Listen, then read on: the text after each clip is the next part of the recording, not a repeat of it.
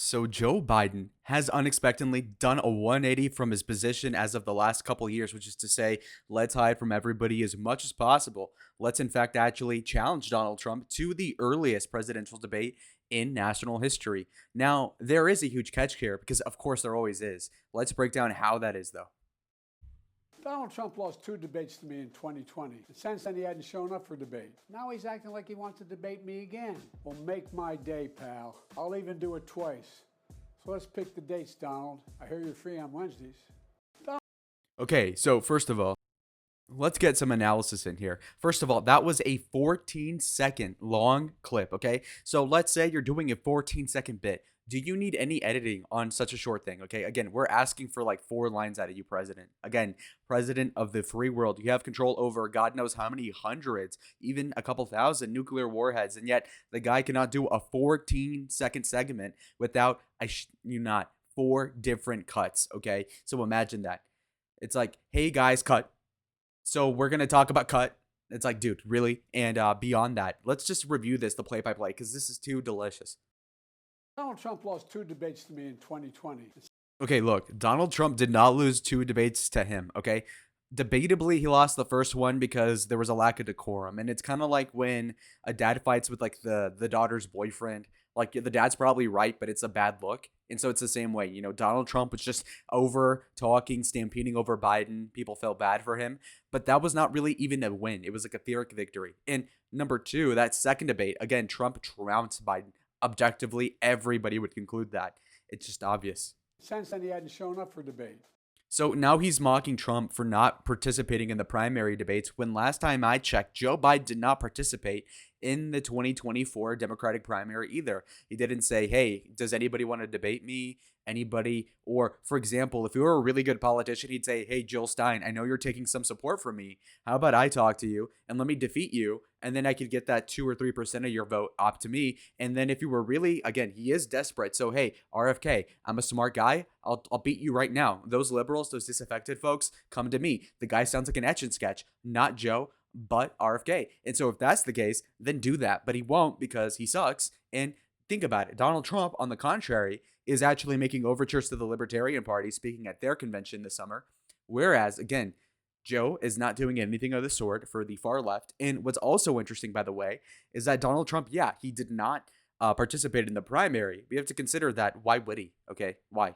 And you know what? It'd be easier for you to say, hey, you're not participating in the primaries if you weren't trying to put the guy in prison over literally 34 different counts of something. I promise you that if you got any other standard American middle class suburbanite and you gave him 34 felony counts of anything, that guy damn sure isn't participating in anything he doesn't absolutely have to be a part of, like a debate series of a primary he was already winning by like 30 points at any given point after those indictments from your administration. So let's get it fucking real, okay?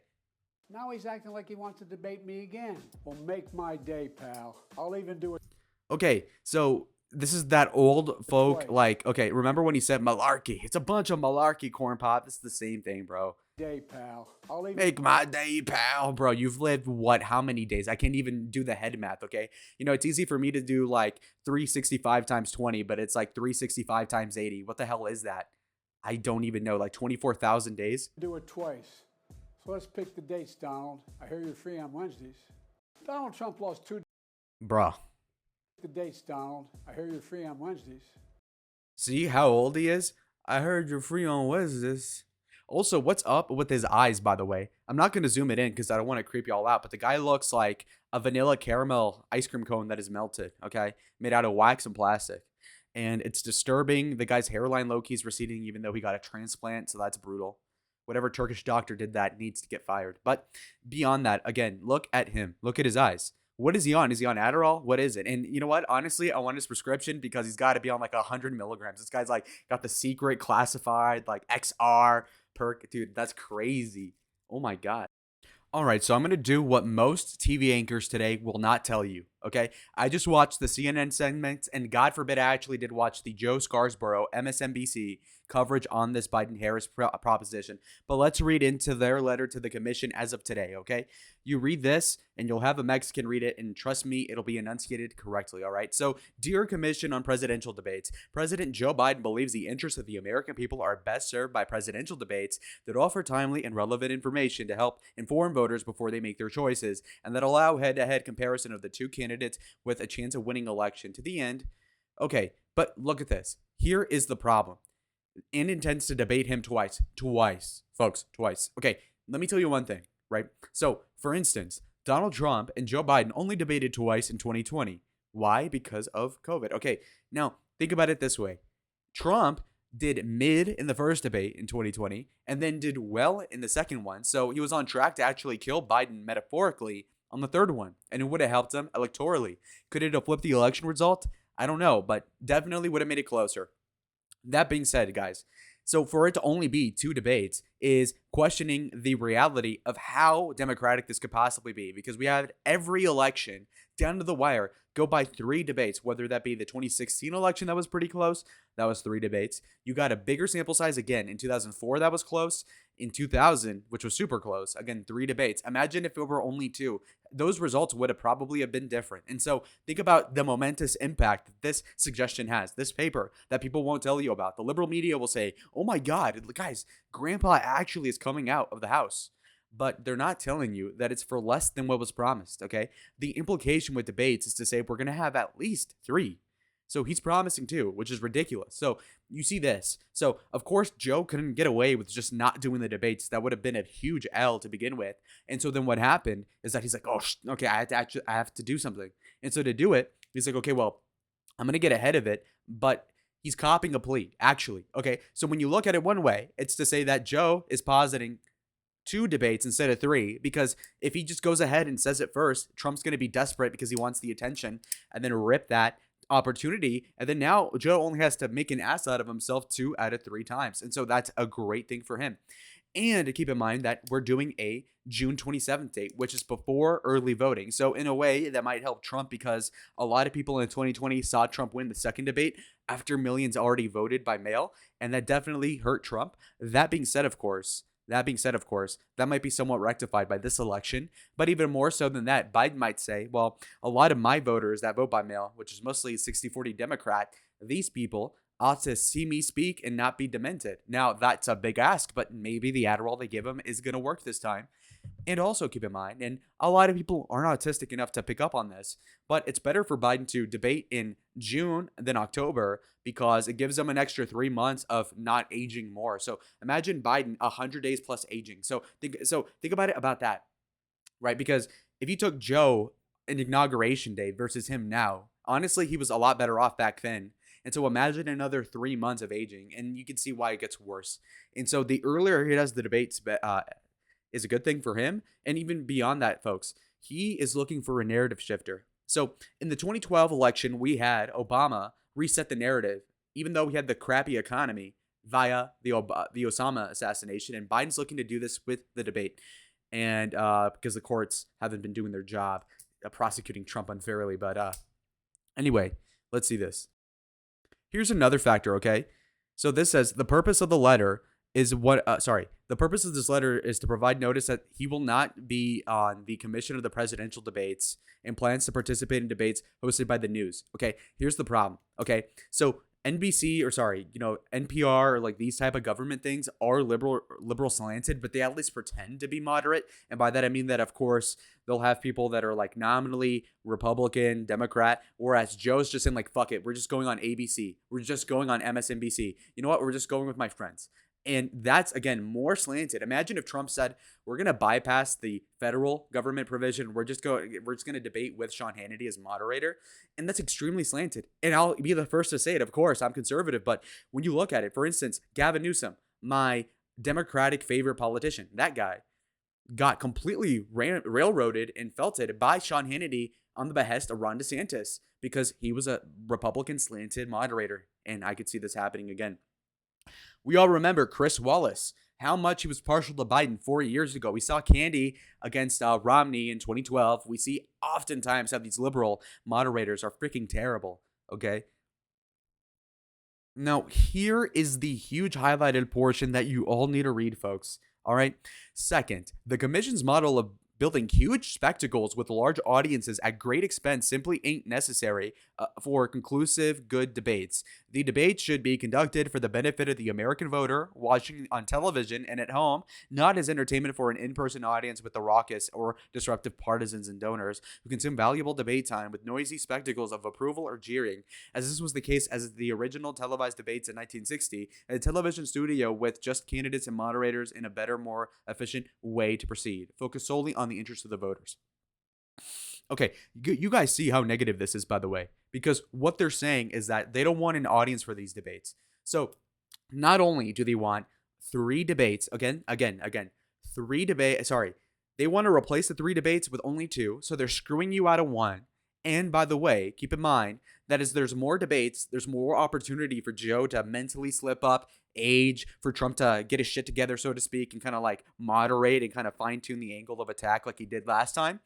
And so this is definitely I would say a conniving sort of way to maneuver this, but even more so than that, of course, we're talking about this situation being one in which they're citing the 1960 debate as saying like, okay, well, that would have been a nice thing to have, which personally, I'm not a big fan of. The Kennedy-Nixon debate was boring, okay?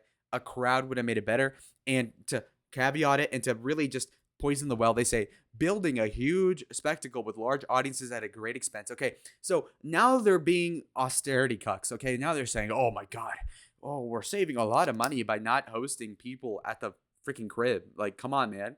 You spend more money than any president ever. And you're going to be like, oh, well, actually, let's save 20 grand here. Dude, who cares? Who cares? Be real. Beyond that, of course, why does he not want a crowd, by the way?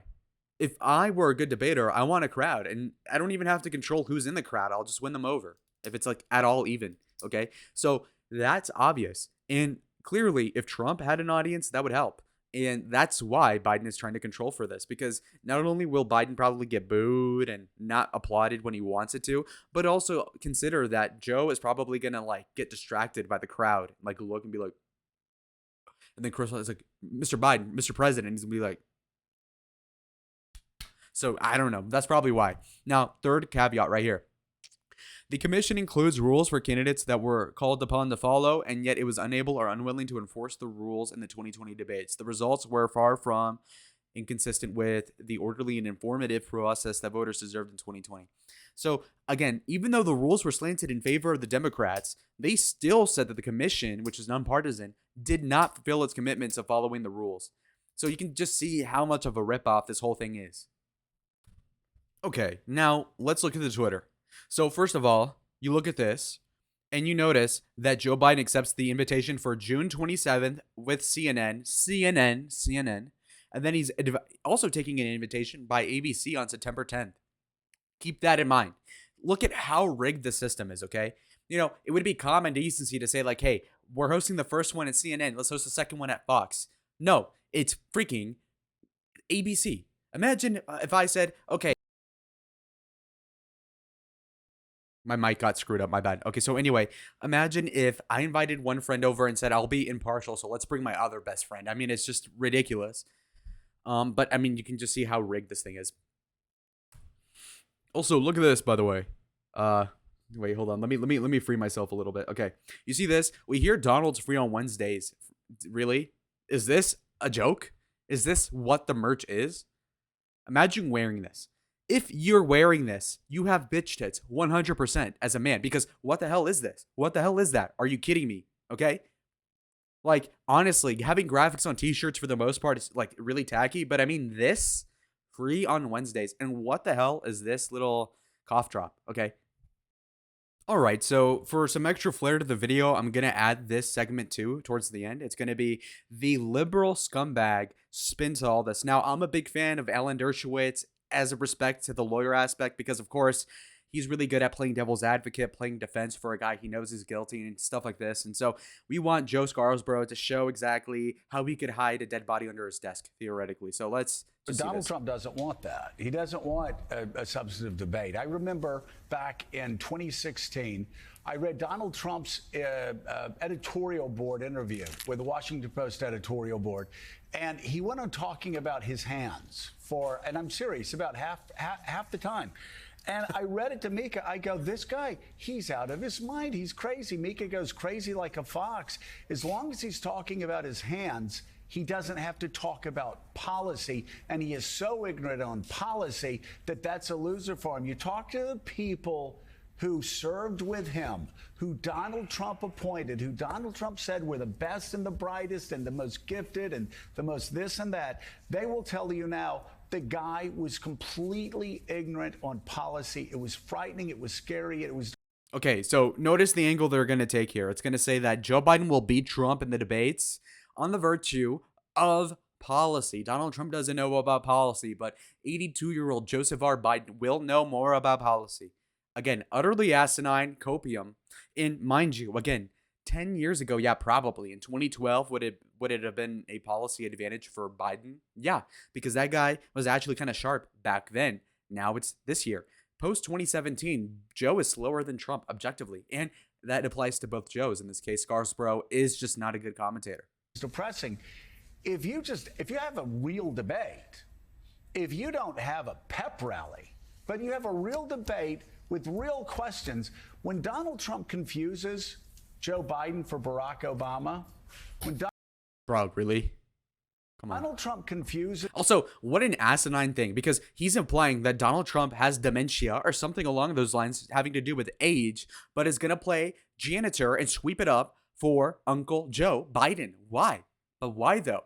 And notice, because again, the guy's freaking deranged for no reason. I think Trump must have smashed his wife. Who knows? Look, it's just so appalling to watch. But even more than that, again, he's saying he's confusing Joe Biden with Barack Obama. Okay, look at how that doesn't even make sense, because let's put that in court, okay? Just simulate that, okay? Put that as evidence, okay? Now, let's cross-examine this. Okay, so if Trump got Obama and Biden confused, a black guy and an old white guy, then why wouldn't he get literally everybody else confused then? Because obviously all of his staff are mostly like, let's say, 50-year-old white guys. Okay, why would he not confuse all of them? Why wouldn't he confuse all the Fox anchors too? If he's as demented as you're positing, then what the fuck? Okay, how demented do you have to be, by the way, to incorrectly confuse Obama with Joe Biden? It's just asinine. It's like confusing a stick with a broom, or, and more importantly, a water bottle with a brick, okay? It just doesn't make sense. And again, to add on to it, why even rationalize the crazy man? And I'm serious. Jimmy Carter for Jimmy Connors?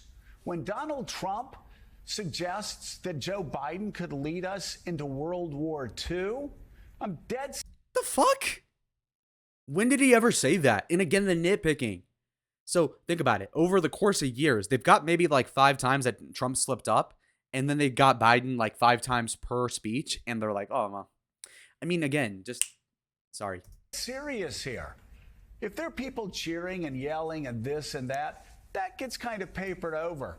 In this case, this is pure political death for Donald Trump. Okay, sorry. I have another analogy. Joe Biden is like that guy who had police lived in his time, probably would have had like 8 DUIs, and then you got one guy with like a single speeding ticket, and then Joe Biden's like, well, listen there, Buster, you got 1 fucking ticket, I got nothing, I'm a better driver, I'm safer than you. And it's like, dude, you are fucking awful. You got the 3 documented cases of Trump like forgetting something, and then you got Biden every day, but we're not going to police it. And then there we go. That's how you get Joe Scarsborough's opinion. He will be judged on the merits, and when he is judged on the merits, he always loses. Cap. Literally cap, bro. Also, that's such a cope. So, once the truth is actually evaluated, my side's gonna win, okay? If she really knew the real me, she'd really love me. But until then, I'm gonna fucking Joe Biden until I cry. Okay. As a white girl would say, I can't even with these people. Oh my goodness. But let's add a little bit more too. All right, we got friend of the show, Red Eagle here, and he's got some amazing takeaways.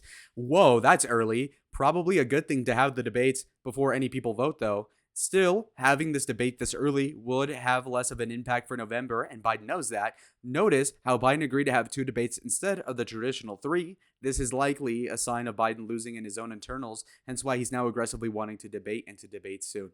So again, complete agreement with me, obviously, because I'm right. But what's interesting about this, the final summary for y'all is to say that, so reading upon some other stuff, I had to put this at the end, okay? So apparently RFK is crying that they won't put him in the debate for CNN next month because he is not, in fact, on the ballot in enough states to theoretically win the Electoral College by June 20th, which is too bad, so sad. In my opinion, if RFK were on the stage, that would probably hurt Trump, because it would be a guy who's actually mentally there to kind of nip at the ankles of Donald.